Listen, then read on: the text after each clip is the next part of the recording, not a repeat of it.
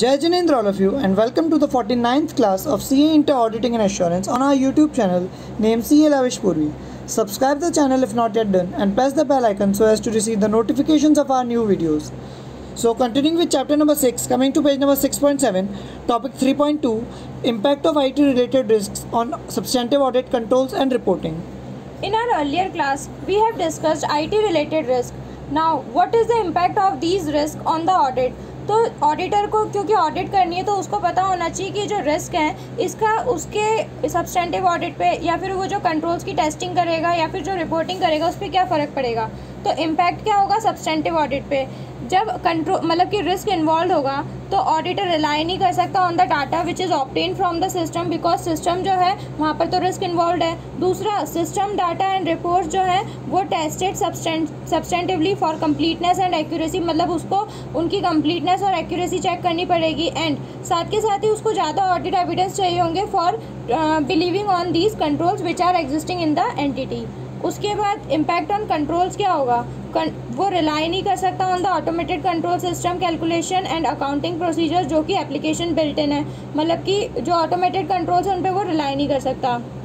उसके बाद वो रिलाई नहीं कर सकता on the IT dependent manual controls पे, क्योंकि IT डिपेंडेंट मैनुअल कंट्रोल से मतलब कि मैनुअल कंट्रोल जो कि IT से रिलेटेड है। कंट्रोल्स तो मैनुअली इम्प्लीमेंट हो रहे हैं ऑर्गेनाइजेशन में, लेकिन वो जो डाटा यूज़ कर रहे हैं वो IT बेस्ड है। तो जब IT रिलेटेड रिस्क है तो वो उन पर भी रिलाई नहीं कर सकता। उसके बाद system data and reports should be tested substantively for completeness and accuracy, मतलब कि जो डाटा और रिपोर्ट जनरेट होंगी उनकी भी कंप्लीटनेस एंड एक्यूरेसी ऑडिटर को चेक करनी पड़ेगी। उसके बाद more substantive audit work is needed, क्योंकि हम लोगों ने देखा था कि ऑडिटर को मोर ऑडिट एविडेंस भी चाहिए होंगे रिलाई करने के लिए, तो इस अकॉर्डिंगली उसे सब्सटेंटिव ऑडिट वर्क भी ज़्यादा परफॉर्म करना पड़ेगा।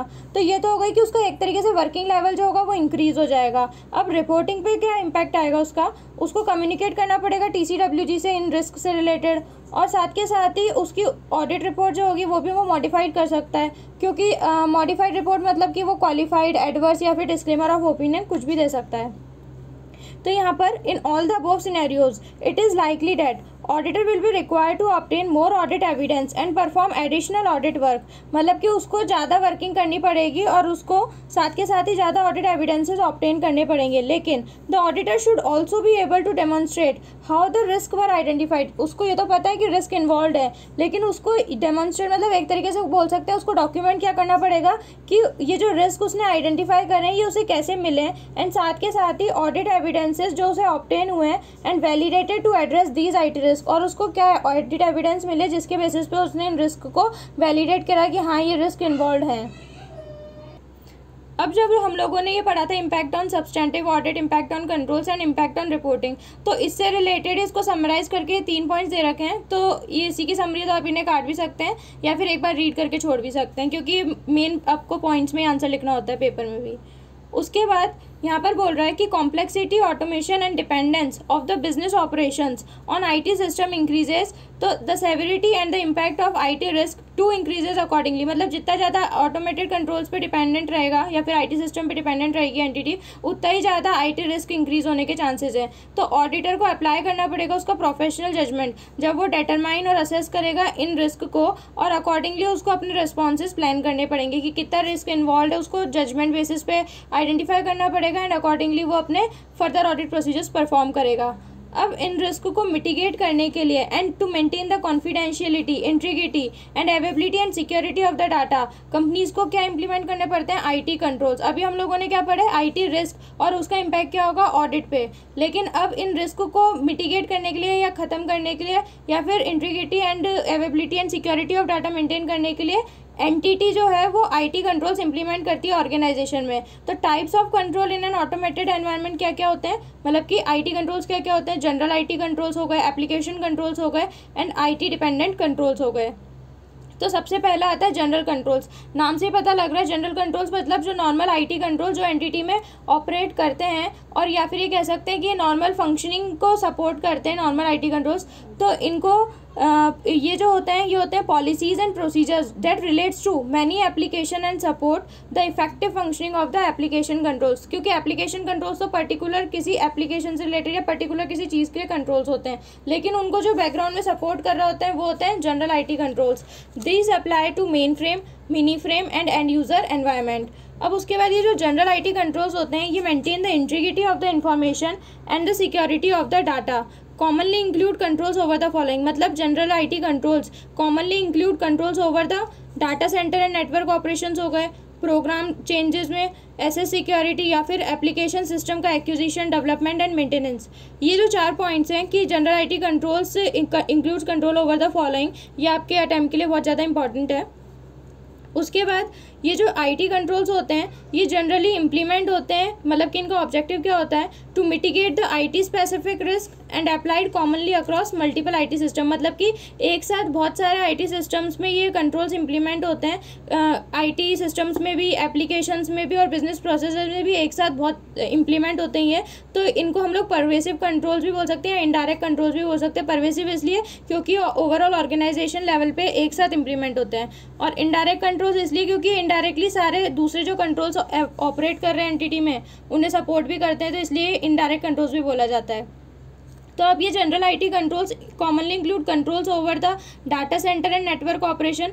तो यहाँ पर ये जो data centre and network operation है तो इस पे कंट्रोल क्यों लगाते हैं, क्योंकि एंटिटी में जो प्रोडक्शन सिस्टम है वो जो प्रोसेस होता है उसका, तो क्यों होता है वो प्रोसेस, मतलब कि production system are process to meet the financial reporting objectives, तो उसके लिए एंटिटी को कंट्रोल्स लगाने पड़ते हैं over data centre and network operation. और फिर ये जो data centre and network operation पे कंट्रोल्स लगाते हैं इसमें क्या क्या एक्टिविटीज़ परफॉर्म होती हैं वो ये पॉइंट्स दे रखे हैं। तो ऐसे ही जो चार चीज़ें हैं जिन पे ये जनरल IT कंट्रोल्स लगाए जाते हैं, जैसे कि डाटा सेंटर नेटवर्क ऑपरेशन हो गया, प्रोग्राम चेंज हो गया, या फिर SS security, application system acquisition, development and maintenance. तो इससे रिलेटेड फिर क्या एक्टिविटीज़ उन कंट्रोल्स में परफॉर्म होती है वो ये एग्जाम्पल्स में दे रखी है। नेक्स्ट टॉपिक आ रहा है हमारा application controls. Application controls include both automated और manual controls that operate at a business process level. Application controls के अंदर दोनों कंट्रोल्स आते हैं, ऑटोमेटेड भी आते हैं और मैनुअल कंट्रोल्स भी आते हैं। ऑटोमेटेड एप्लीकेशन कंट्रोल्स क्या होते हैं, are embedded into the IT system applications. For example अगर हम लोग किसी टैली के अंदर या ERP में फॉर एग्जांपल SAP के अंदर हम लोग कुछ कंट्रोल्स लगाना चाहते हैं कि हमारे कैश ट्रांजेक्शन 10,000 रुपीज़ से ज़्यादा अगर हो रहे हैं तो वो वहीं पे लिमिट कर दे, इनकी एंट्री चढ़ने ही नहीं दे वो, तो हम लोग उसको उन कंट्रोल्स को हमारे सॉफ्टवेयर के अंदर फॉर एग्जांपल SAP के अंदर ही एम्बेडेड मतलब इनबिल्ट कर सकते हैं। ठीक है, तो ये यहीं बोल रहा है automated application controls are embedded into IT applications namely ERPs and help in ensuring the completeness, accuracy and integrity of data in those systems. Examples of automated applications क्या क्या हो सकते हैं, include edit checks and validation of input data, sequence number checks, user limit checks, reasonable checks and mandatory data fields. For example अगर हमारा mandatory data है name या फिर पैन नंबर, तो अगर हम लोग पैन नंबर बिना चढ़ाए उसको स्किप करेंगे तो वो होगा नहीं स्किप। ठीक है, तो हमारे को उसको कंपलसरी डालने पड़ेगा। तो ये ऑटोमेटेड एप्लीकेशंस का एग्जांपल्स हो गए। Next topic IT dependent controls. Third control is IT dependent control.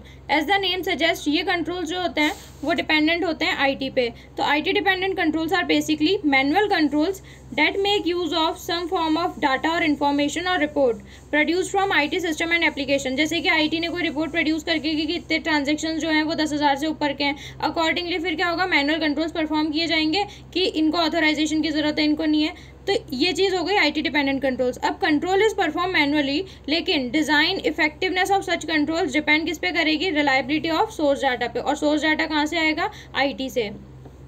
तो due to the inherent dependency on IT, effectiveness and reliability of automated application controls and IT dependent controls require the general IT controls to be effective। क्योंकि अगर general IT controls होते हैं वो इन्हें background से support करते हैं, अगर वो स्ट्रांग होंगे तो ऑटोमेटिकली ये दोनों कंट्रोल्स भी स्ट्रांग होंगे, और साथ के साथ ही अपन लोगों का जो इफेक्टिवनेस एंड रिलायबिलिटी है इन कंट्रोल्स की वो भी अच्छी होगी।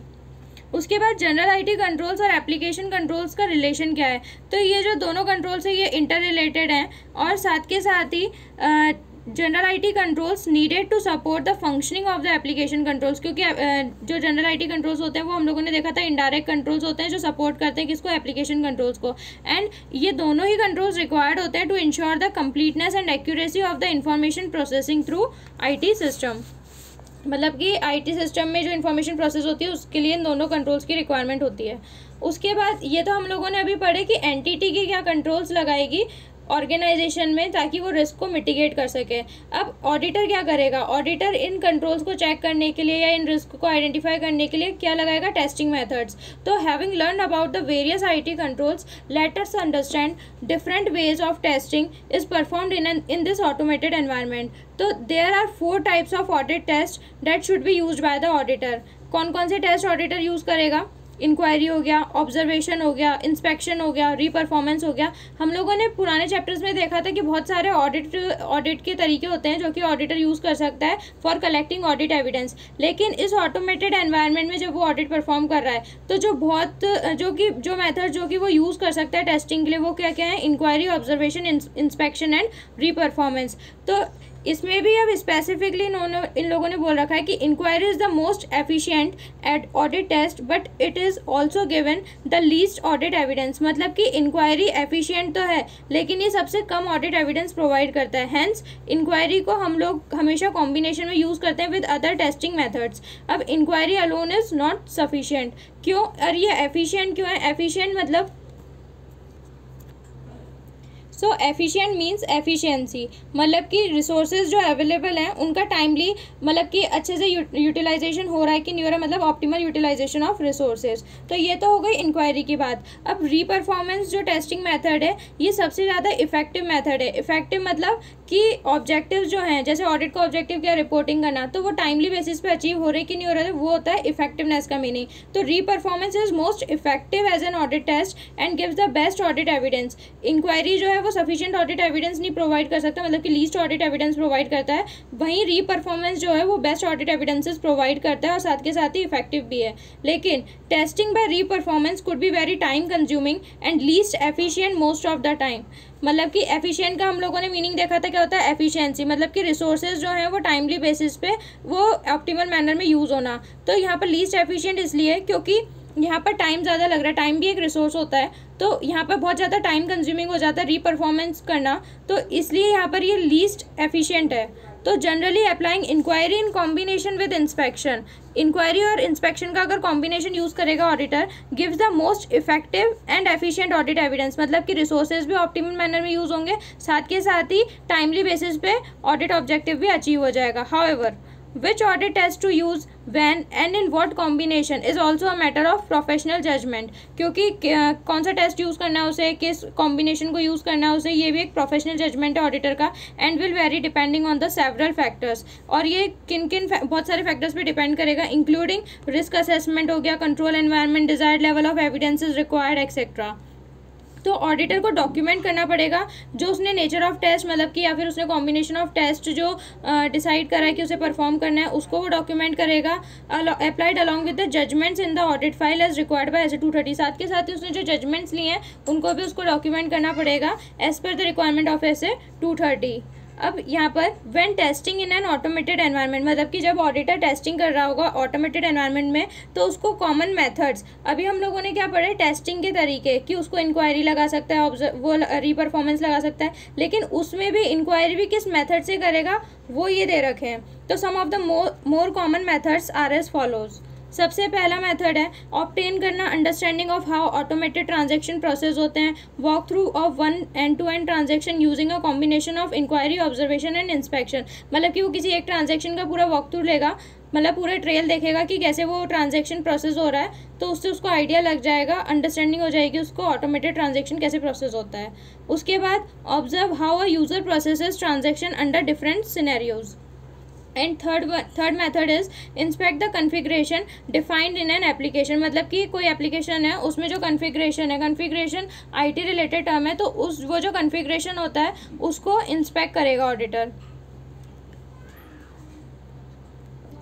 फोर्थ मेथड इज इंस्पेक्ट करना सिस्टम लॉग्स को डिटरमाइन करने के लिए कोई चेंज हुआ है कि नहीं हुआ made since the last audit testing, क्योंकि उसने हर दिन आके टेस्टिंग करता होगा, तो उसके बाद अगले दिन में कोई चेंज हुआ है कि नहीं हुआ वो सिस्टम लॉग से चेक कर लेगा। उसके बाद नेक्स्ट तरीका क्या होगा, इंस्पेक्ट करना टेक्निकल मैनुअल या फिर यूज़र मैनुअल को ऑफ सिस्टम एंड एप्लीकेशन, मतलब कि जो एंटिटी में सिस्टम और एप्लीकेशंस वर्क कर रही है उनसे रिलेटेड मैनुअल जो होती हैं उनको इंस्पेक्ट करना। Carry out a test check, मतलब कि and observe the error message displayed on the application, मतलब कि जैसे वो सही परफॉर्म हो रहा है कि नहीं हो रहा है, ये तो तब पता लगेगा ना जब उसे पता होगा कि गलत क्या होता है। तो वो कोई गलत चीज़ परफॉर्म करके देखेगा उस सिस्टम में तो टेस्ट चेक करेगा, नेगेटिव टेस्टिंग करेगा वो, और उसके बाद ऑब्जर्व करेगा जो एरर मैसेज डिस्प्ले होता है उस एप्लीकेशन पर, तो उससे पता लग जाएगा कि हाँ यहाँ कंट्रोल्स वर्क करें कि अगर कुछ गलत एंटर हुआ होगा तो वो ऑटोमेटिकली इनका एप्लीकेशन डिटेक्ट कर लेगा। तो ये हो गया टेस्ट चेकिंग करना, नेगेटिव टेस्टिंग।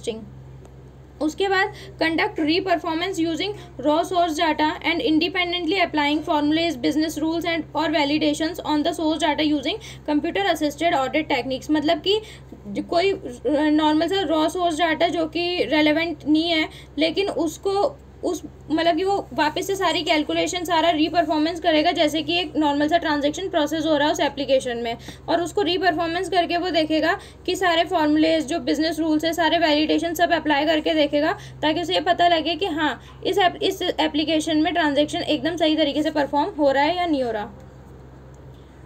उसके बाद यहाँ पर एक ये नॉर्मल से जो बॉक्स में एग्जांपल्स दे रखे हैं ये इन्हीं पॉइंट्स के एग्जांपल है, तो आपको ऐसे पढ़ने की ज़रूरत नहीं है, नॉर्मल पॉइंट्स से भी समझ आ रहे हैं। अब यहाँ पर to rely on the system and application based information including data reports automated controls, मतलब कि इन पर रिलाई करने के लिए it is essential to first determine existence and effectiveness of general IT controls. System और एप्लीकेशन पे रिलाई तभी कर सकते हैं जब कंट्रोल्स इफेक्टिव होंगे और एफिशिएंट होंगे और एग्जिस्ट भी करते होंगे। अगर कंट्रोल्स ही नहीं होंगे तो सिस्टम और एप्लीकेशन पे रिलाई करना बहुत रिस्की हो जाएगा, क्योंकि आईटी रिस्क तो इन्वॉल्व है ही सही हर जगह।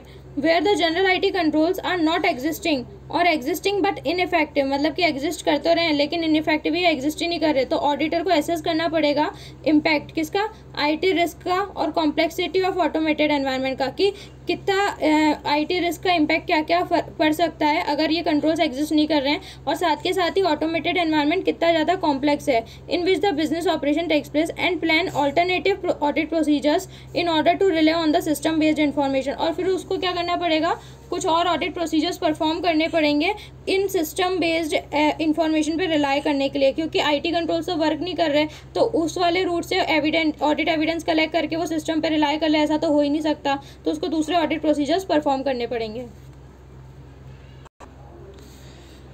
यहाँ पर अपन लोग अपनी इस वीडियो को वाइंड अप करते हैं। If you have any doubt or query in any topic, or if you want to give any suggestions regarding the improvement of these videos, then you can post them in the comment box and we will try to resolve your queries. Subscribe the channel if not yet done and press the bell icon so as to receive the notifications of our new videos. Study hard and make your parents feel proud. Jai Jinendra.